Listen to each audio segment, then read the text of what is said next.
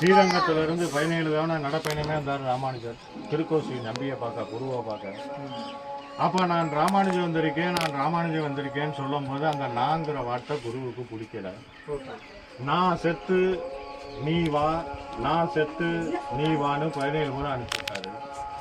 18ஆம் முறை வராரு. வரும்போது அந்த நாங்கிற வார்த்தை சொல்லாம உங்கள் அடியன் ராமானுஜம் வந்திருக்கேன் அப்படின்னு சொன்னதே தரிசனம் கொடுத்தாரு குரு.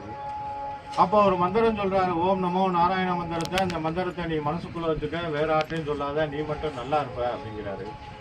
அப்ப ராமானுஜர் பாக்குறாரு, நான் மட்டும் நல்லா இருந்து என்ன பண்ண, ஊர் மக்கள் உலக மக்கள் எல்லாருமே நல்லா இருக்கான்னு சொல்லி உங்களை மாதிரியே இந்துலம் வராரு, வைகுண்டம் வராரு, பெருமாளை தரிசனம் பண்றாரு, அஷ்டாங்க விமானத்தை பார்த்து கும்புறாரு, சொத்தலோகத்துல வந்து அமர்றாரு.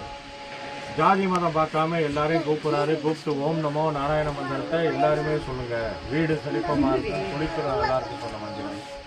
சிவன் விஷ்ணு பிரம்மா 3 பேரும் ஒன்னா கம்பி ஓட்டு கோஷ்டியா சொல்றதுனால திருக்கோஷ்டின்னு பேரு. அதே கோஷ்டிபுரம். மொத்தம் 4 பெருமாள் ஆடி கிடந்து நின்று அமர்ந்து. கீழே கிருஷ்ணவேத்தில் ஆறாரு, நடுவில் திருப்பாக்கர சாயனம் படுத்திருக்காரு. வரும்போது இந்துலோகத்தில் நிற்கிறாரு, வைகுண்டத்தில் உட்காந்துருக்காரு. அதுக்கு மேலே அஷ்டாங்க விமானம். 4 தலம், 4 பெருமாள், மொத்தம் 8. அதே அஷ்டாங்க விமானங்கிறது.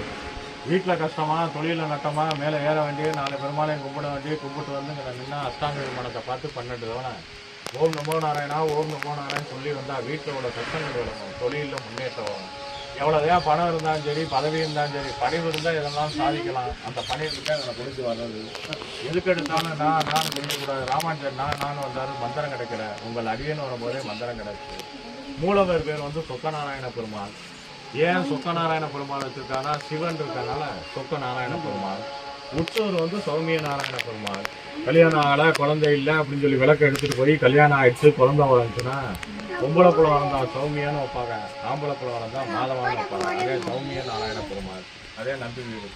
அந்த ஒயிட் கட்டணம் ஒரே ஒரு கண்ணன் தெரியும், அந்த காருக்கு பக்கத்தில் அந்த காருக்கு ஓடு போட்டிருக்கல,